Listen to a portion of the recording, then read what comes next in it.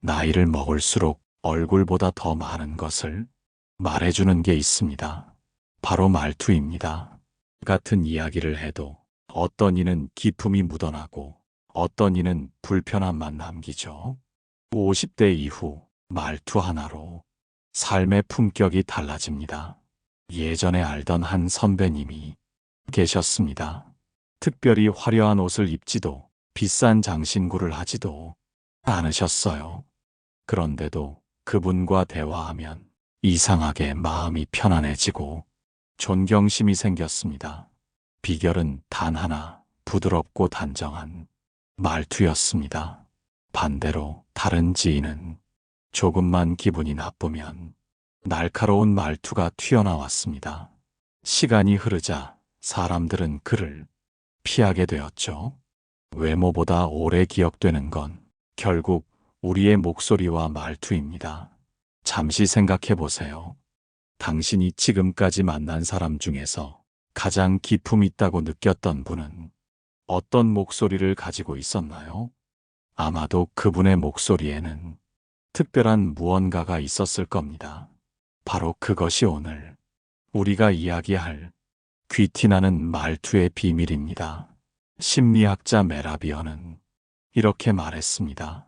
말의 내용보다 말하는 방식이 5배 이상 강한 인상을 남긴다.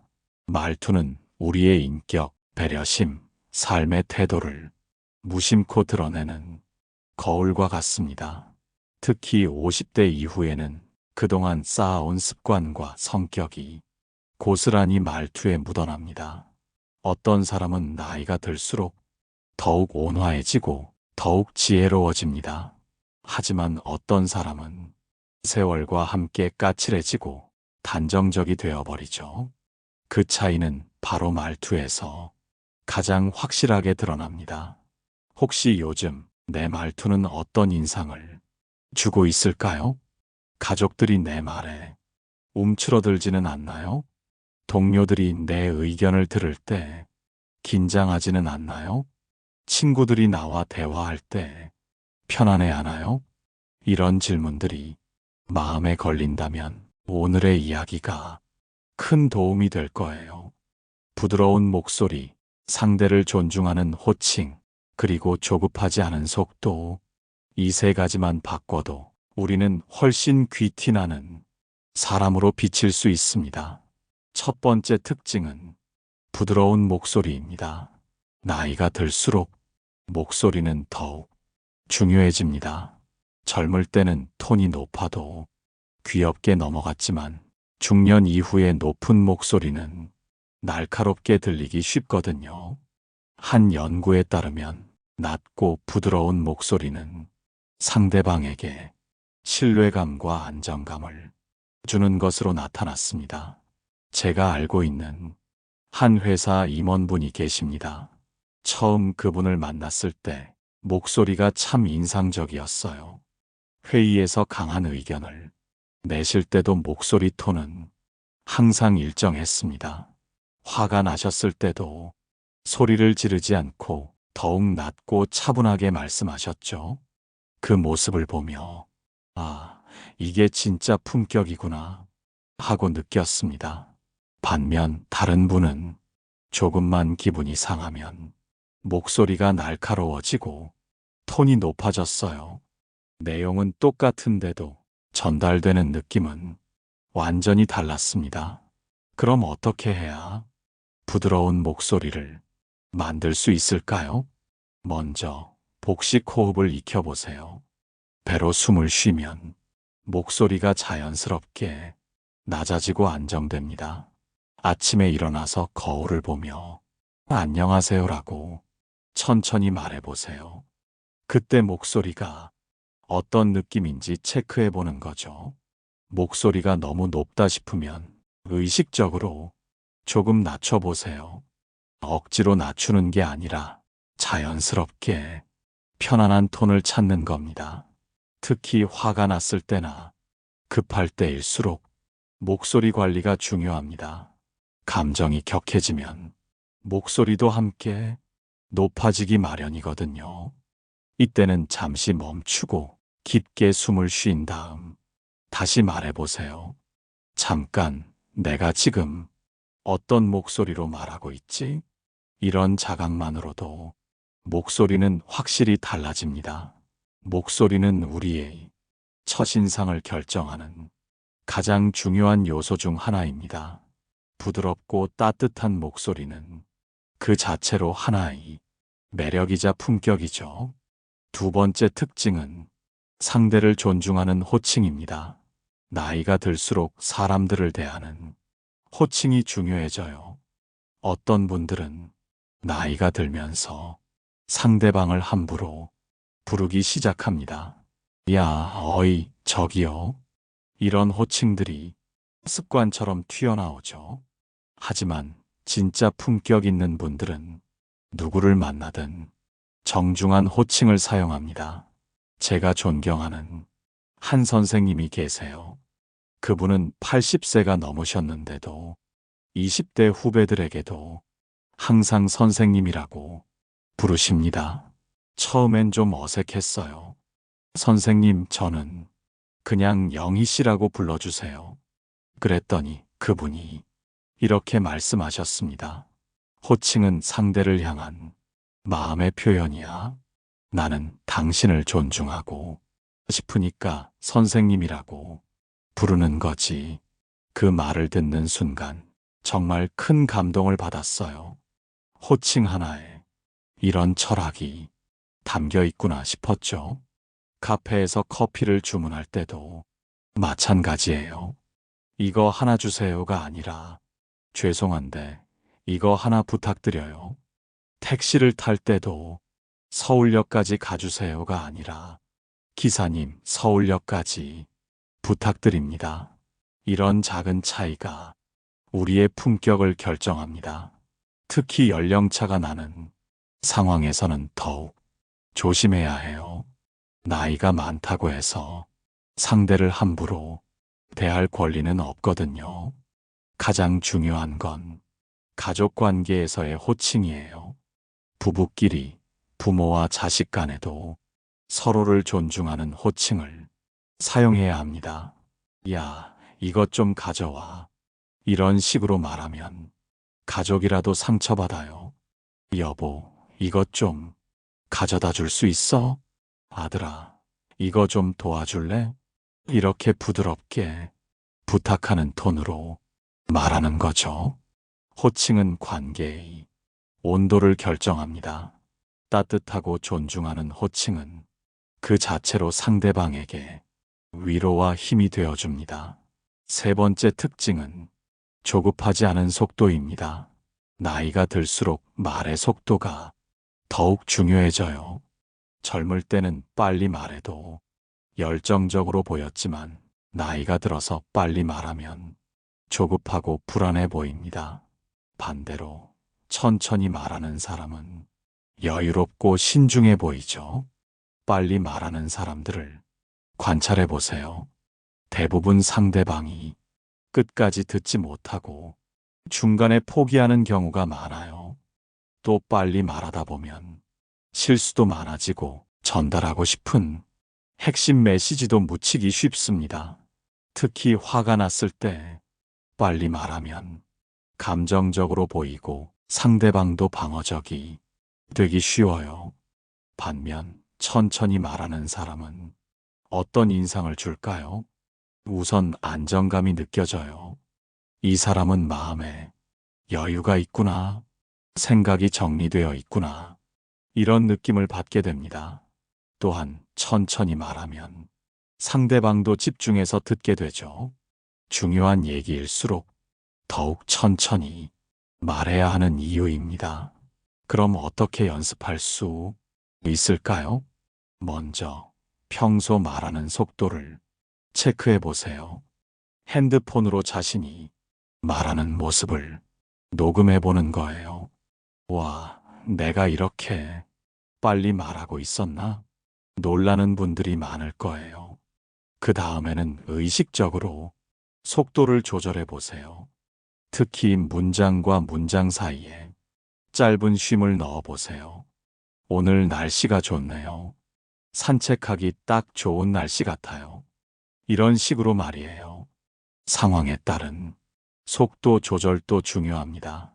좋은 소식을 전할 때는 조금 빠르게, 안 좋은 소식이나 중요한 얘기를 할 때는 더욱 천천히 말해야 해요. 위로의 말을 할 때는 특히 천천히 말해야 합니다. 괜찮아. 다 잘 될 거야.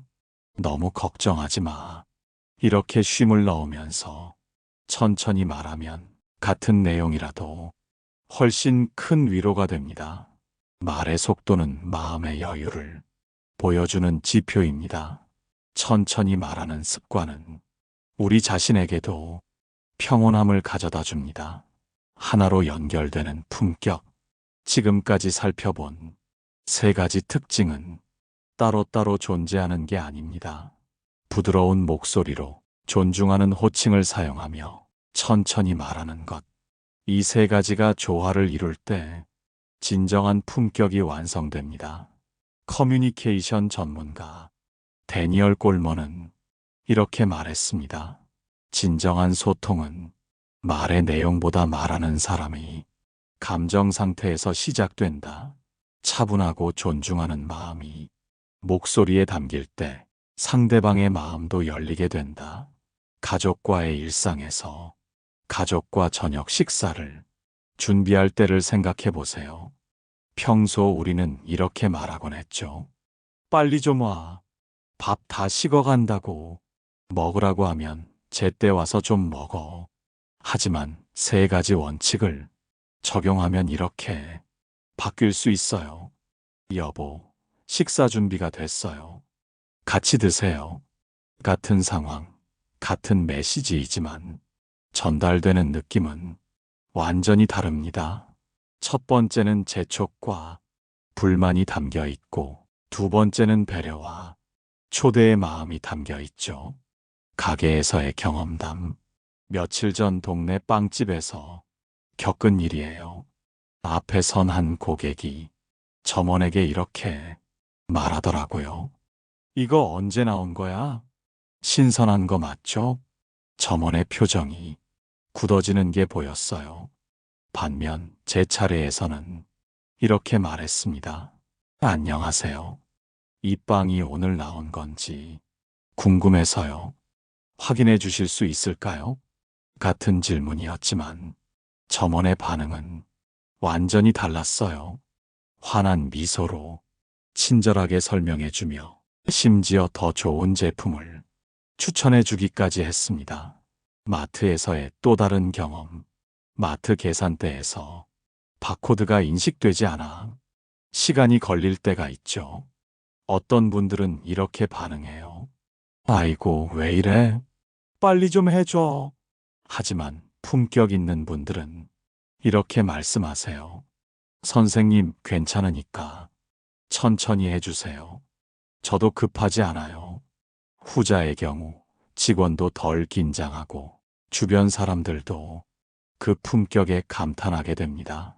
심리학자 에드워드 홀은 공간과 시간에 대한 여유로운 태도가 그 사람의 내면의 풍요로움을 보여준다고 했습니다.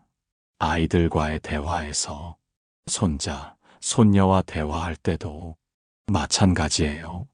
기존 방식이 숙제했어. 안 했으면 빨리 가서 해. 이렇게 말했다면 새로운 방식은 나으나 할머니가 숙제 도와줄까? 이렇게 말해보는 겁니다. 아이들은 특히 어른들의 말투에 민감해요. 부드럽고 존중하는 말투로 대화하면 아이들도 자연스럽게 정중한 말투를 배우게 됩니다. 이웃과의 관계에서, 아파트 엘리베이터에서 이웃을 만났을 때 몇 층이세요? 보다는 안녕하세요. 몇 층까지 가시는지 눌러드릴까요? 이렇게 말하는 게 훨씬 좋겠죠. 작은 차이 같지만 이런 말투가 쌓여서 좋은 이웃 관계를 만들어 갑니다.